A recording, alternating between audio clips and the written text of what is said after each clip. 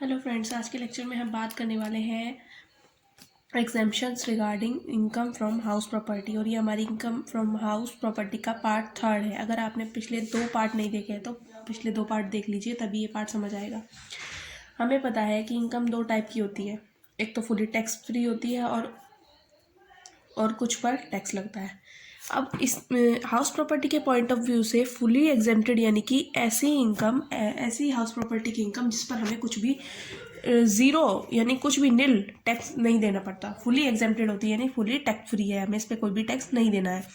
दूसरी होती है इस पर टैक्स नहीं देना होता, छूट तो मिल जाती है लेकिन ग्रॉस टोटल इनकम है, पहले हम इसे ऐड करेंगे, फिर उसके बाद हमें डिडक्शन मिल जाती है बाद में। ठीक है, तो पहले हम कर रहे हैं fully exempted income.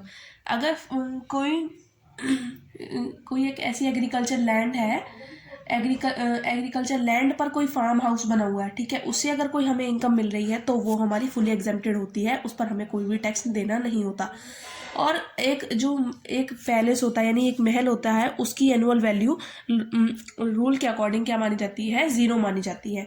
Income from property owned by यानी कि इनके ये अगर ओनर है ना प्रॉपर्टी के, तो उनकी एनुअल वैल्यू हम 0 मानेंगे, निल मानेंगे। लोकल अथॉरिटी है, कोई भी साइंटिफिक रिसर्च एसोसिएशन है, कोई भी ट्रेड यूनियन है, कोई भी चैरिटेबल ट्रस्ट है, कोई भी पॉलिटिकल पार्टी है, कोई भी यूनिवर्सिटी या अदर एजुकेशनल इंस्टीट्यूशन है, या फिर कोई भी हॉस्पिटल्स वगैरह है, अगर वो इन सब में लगे हुए हैं और उनको कोई हाउस प्रॉपर्टी से इनकम हो रही है तो उनकी जो इनकम होगी वो फुली एग्जेम्प्टेड इनकम होगी, उनको उस पर कोई भी टैक्स नहीं देना पड़ेगा। ठीक है, अगर असेसी है जो उस हाउस प्रॉपर्टी की इनकम को अपने ही बिजनेस में यूज़ कर रहा है तो उसकी भी एनुअल वैल्यू हमारी क्या होगी, निल होगी। अगर सेल्फ ऑक्यूपाइड हाउस है उसकी भी एनुअल वैल्यू हमारी 0 होती है।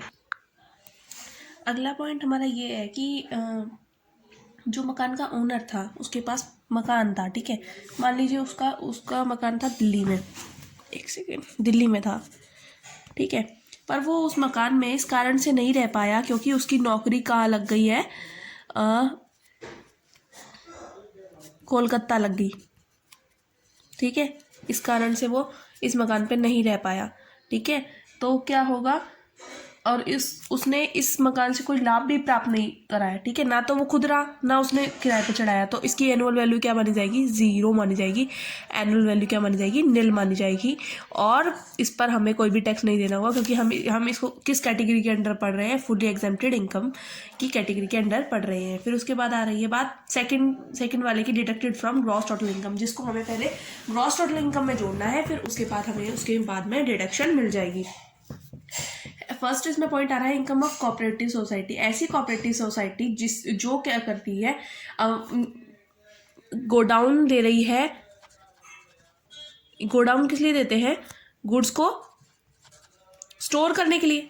ठीक है, स्टोर करने के लिए दे रही है और उसको जो उससे इनकम प्राप्त होगी ना, वो पहले तो हम ग्रॉस टोटल इनकम में ऐड करेंगे, फिर बाद में उसको डिडक्शन मिल जाएगी। ठीक है, और इनकम ऑफ ऐसी कोऑपरेटिव सोसाइटी जिसकी इनकम जो GTI है ना वो 20,000 से ज़्यादा नहीं होनी चाहिए, 20,000 तक होनी चाहिए और इससे ज़्यादा नहीं होनी चाहिए, यानी कि 20,000 ही होनी चाहिए, या 20,000 हो या इससे कम हो।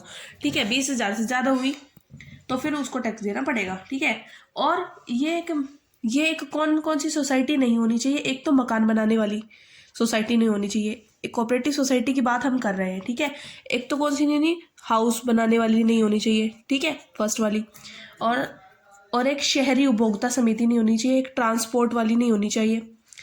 ठीक है, और जो एक ऐसी सोसाइटी नहीं होनी चाहिए जो पावर का यूज़ करके कोई भी गुड्स और सर्विसेज को प्रोड्यूस कर रही हो। ठीक है, ये 4 टाइप की मैंने बताई आपको। ऐसी कोऑपरेटिव सोसाइटी जिसकी ग्रॉस टोटल इनकम 20,000 से ज़्यादा नहीं होनी चाहिए, और वो कौन सी कोऑपरेटिव सोसाइटी नहीं होनी चाहिए, एक तो मकान बनाने वाली नहीं होनी चाहिए, ठीक है, शहरी उपभोक्ता समिति नहीं होनी चाहिए, और यातायात समिति नहीं होनी चाहिए, और ऐसी सोसाइटी नहीं होनी चाहिए जो कि पावर का यूज़ करके गुड्स एंड सर्विसेज को प्रोड्यूस कर रही है। ठीक है, उम्मीद है आपको ये सब कुछ समझ आ गया होगा। अगर आपको समझ आती है मेरी वीडियो तो उसको like, comment, share and subscribe जरूर कीजिएगा। Thank you so much.